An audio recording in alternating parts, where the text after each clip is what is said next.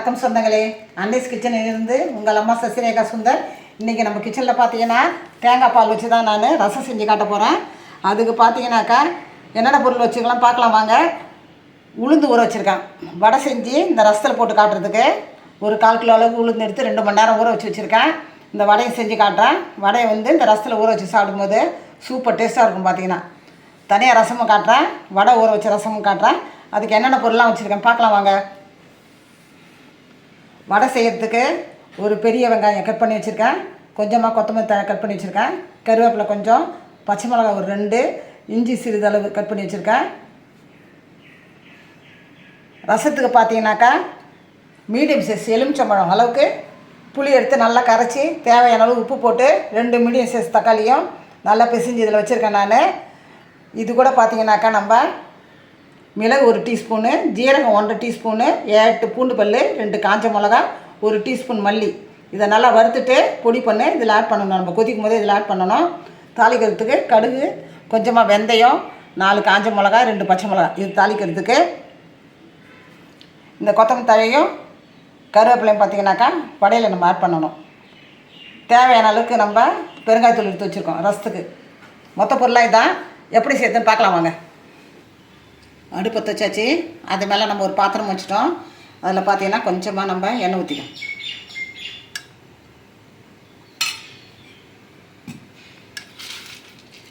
இந்த மிளகு, ஜீரகம், காஞ்ச மிளகா, மல்லி இதெல்லாம் போட்டு லேசாக வறுத்து எடுத்துக்க வேண்டியது நம்ம.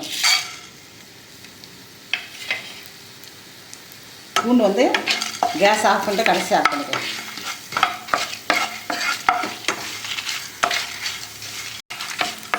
இந்த மாதிரி நம்ம வறுத்து பொடி பண்ணும்போது தான் பார்த்திங்கன்னா ரசம் நல்ல கமகமாக நல்ல வாசனையாக இருக்கும். இந்த மல்லி, மிளகு, ஜீரகம் எல்லாமே பார்த்திங்கன்னா வறுத்து நம்ம பொடி பண்ணும்போது தான் நல்ல டேஸ்ட்டாகவும் இருக்கும். ரசம் வாசனையும் கமகமாக இருக்கும். இந்த பார்த்திங்கன்னா லேசாக பொரிஞ்சிடுது. இந்த நேரத்தில் பார்த்திங்கன்னா நம்ம கேஸ் ஆஃப் பண்ணுவோம். கூடவே இந்த 8 பூண்டு பல்லையும் இதை ஆட் பண்ணிக்கணும். கேஸ் ஆஃப் பண்ணிட்டு ஆட் பண்ணால் போதும். இதை ஆற வச்சு நம்ம மிக்ஸி ஜாரில் போட்டு பொடி பண்ணி எடுத்து வந்துடுவோம். அடுப்பத்தை வச்சாச்சு.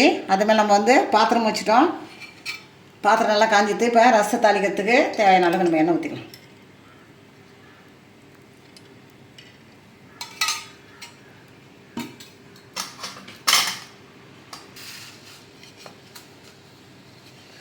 எண்ணெய் காஞ்சிட்டு இந்த கடுகு வந்துட்டு இதில் சேர்த்துக்கலாம்.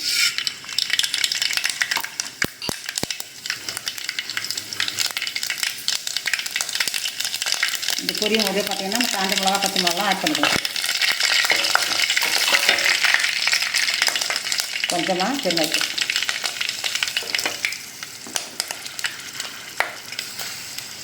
கொஞ்சமாக கருவேப்பிலை. இந்த கத்திரிப்பில் புளி, அந்த தக்காளியை இதில் சேர்த்து வந்துட்டோம்.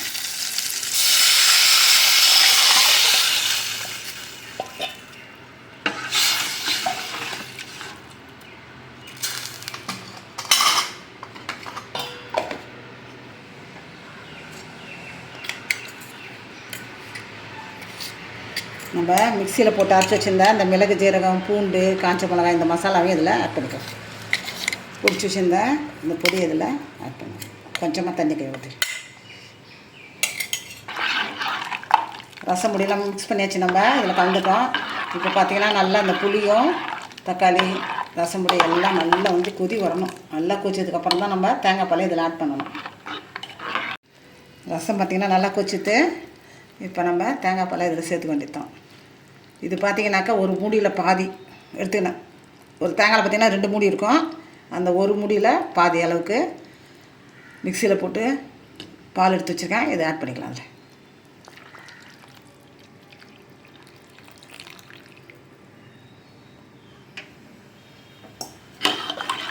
தேங்காய் பால் ஆட் பண்ணி ரொம்ப கொதி போடக்கூடாது.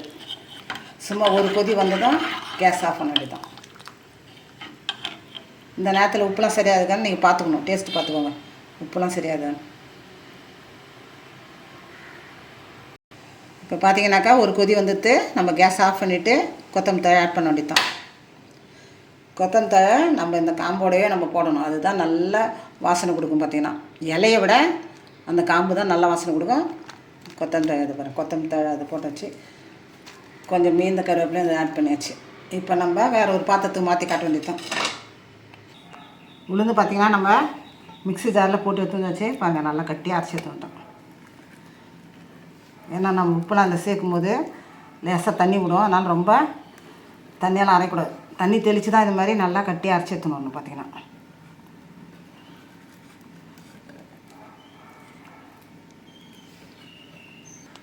இது தேவையான அளவுக்கு உப்பு நம்ம இதில் சேர்த்துக்கலாம். ஒரு மீடியம் சைஸ் வெங்காயம் கட் பண்ணி வச்சுருக்கேன், இதை சேர்த்துக்கும். இதில் கொஞ்சமாக கொத்தமல்லி தழை கட் பண்ணிக்கிறேன், அதையும் சேர்த்துக்கும். கொஞ்சமாக இஞ்சி கட் பண்ணி வச்சுருக்கேன், அதையும் சேர்த்துக்கும். கொஞ்சமாக கருவேப்பிலை கட் பண்ணி வச்சுக்கோம், அதையும் சேர்த்துக்கும். 2 பச்சை மிளகா கட் பண்ணி வச்சுக்கோம், அதையும் சேர்த்துக்கும். இப்போ நல்லா பிசைஞ்சிக்க வேண்டியது தான்.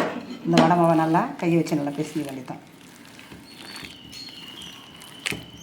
இந்த நேரத்தில் உப்பு சரியாததான் நீங்கள் வாயில் வச்சு செக் பண்ணிக்கோங்க. பத்தாட்டம் லேசாக போட்டுக்கலாம். இதில் அடுப்பத்தை வச்சாச்சு, அதே மாதிரி நம்ம பாத்திரம் வச்சுட்டோம். பாத்திரம் நல்லா காஞ்சி எடுத்து இப்போ வடை போட்டு எடுக்கிற அளவுக்கு எண்ணெய் ஊற்றிக்கலாம். மாவுலாம் நல்லா உப்புலாம் பார்த்துட்டோம், சரியாக இருக்குது. இப்போ நம்ம பாத்திரத்தில் எண்ணெய் ஊற்றி வச்சுட்டு அது காஞ்சதான் ஒன்று ஒன்றா போட்டு எடுக்க வேண்டியதான். எண்ணெய் காஞ்சிட்டு இப்போ போட்டு எடுத்துக்கலாம்.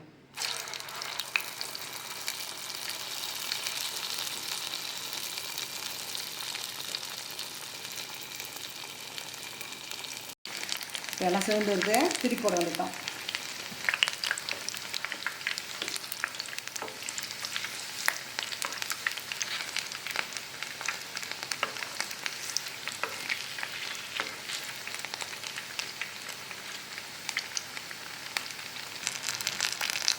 ரெண்டு பக்கம் நல்லா சேர்ந்துருச்சு.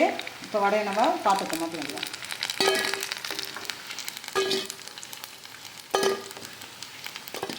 தேங்காய் பால் ரசத்தில் பார்த்தீங்கன்னா இந்த உளுந்து வடையை ஒரு 4-5 ஊற வைக்கிறேன். ஒரு 1/2 hour ஊறிடும். பார்த்தீங்கன்னா இது அரை மணி நேரத்தில் ஊறிடும். சூப்பர் டேஸ்ட்டாக இருக்கும் இது. இந்த மாதிரி ஊற வச்சு நீங்கள் சாப்பிட்டீங்கன்னா சூப்பராக இருக்கும். தனியாக கிணத்துல எடுத்து வச்சு நீங்கள் சாப்பிடலாம். இதை எதுவும் தொட்டு சாப்பிடணும் கிடையாது. இது ஒரு 1/2 hour நல்லா ஊறிடும். பார்த்தீங்கன்னாக்கா ஒரு கிணத்துல எடுத்து வச்சு இதை நீங்கள் சாப்பிடலாம்.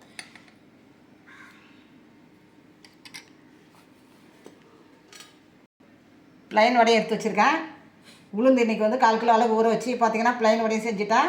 ரசத்தையும் வடை போட்டு வச்சுருக்கேன்.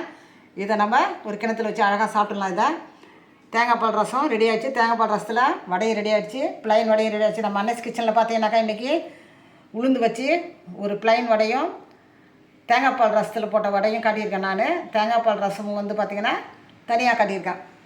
இன்றைய ஸ்பெஷல் இது தான். பார்த்தீங்கன்னாக்கா நான் என்ன சொன்னேன்னா அதே அளவில் நீங்கள் செஞ்சு பாருங்கள். சூப்பர் டேஸ்ட்டாக இருக்கும். எல்லாமே செஞ்சு பார்த்துட்டு எனக்கு கமெண்ட்ஸில் சொல்லுங்கள். லைக் பண்ணுங்கள், ஷேர் பண்ணுங்கள், கமெண்ட் பண்ணுங்கள். மறக்காமல் என்னுடைய அன்னஸ் கிச்சனுக்கு சப்ஸ்கிரைப் பண்ணுங்கள். தேங்க்யூ.